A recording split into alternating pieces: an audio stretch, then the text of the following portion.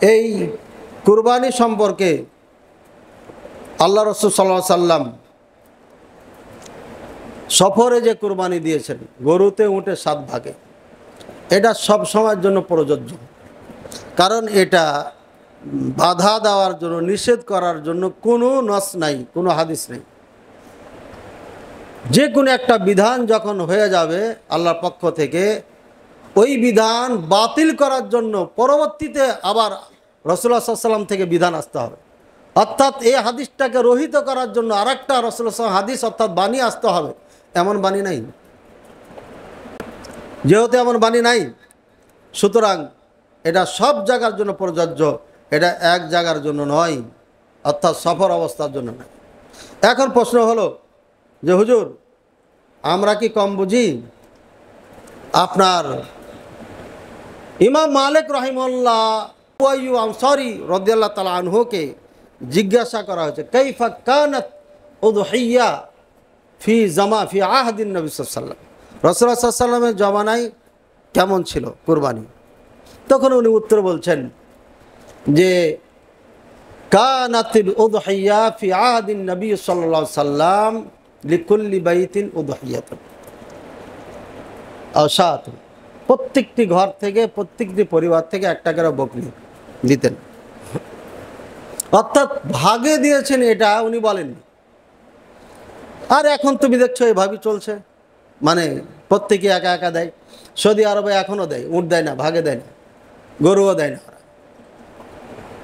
তাহলে পারে জাবের আবু আইয়ুব আনসারী রাদিয়াল্লাহু তাআলা আনহুর এই হাদিসের জবাব কি? উনি কি এটা বুঝাইছেন যে উটে গরুতে ভাগা দেওয়া যাবে না? কোথাও বোঝাননি। ওই আমরা প্রত্যেকে একটা একটা করে কুরবানি দিই, আপন আপন দিয়ে দিই। কারণ এটা আপন আপন একটা একটা দেওয়ার মধ্যে মজা। একটা ছাগল জবাই করে চামড়াটা খালাইতে খুব জোর আধা ঘন্টা লাগবে, আধা ঘন্টা খুব জোর। ধম করে একটা পা কেটে নিয়ে বউকে দিয়ে দিলেন, পাক করো, তাড়াতাড়ি খেতে হবে। অনুমতি আছে, খেতে পারবে না, এটা আনন্দ মজা।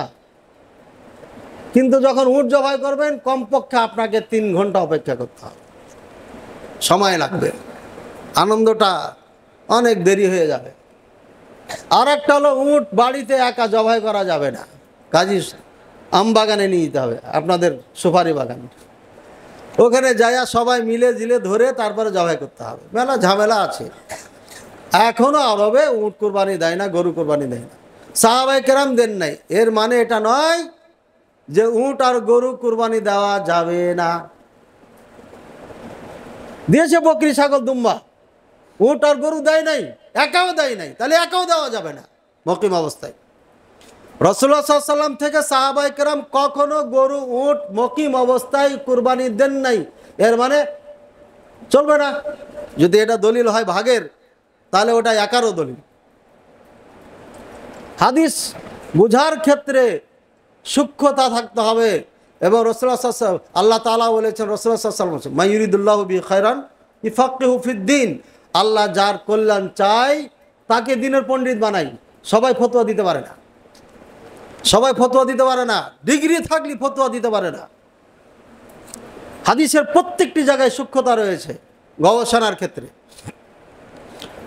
যেহেতু রাসূলুল্লাহ সাল্লাল্লাহু আলাইহি ওয়াসাল্লাম থেকে, সাহাবায়ে কেরাম থেকে মুকিম অবস্থায় মদিনাতে ভাগে কুরবানি দেন নাই, তাই এটা সফরের জন্য খাস।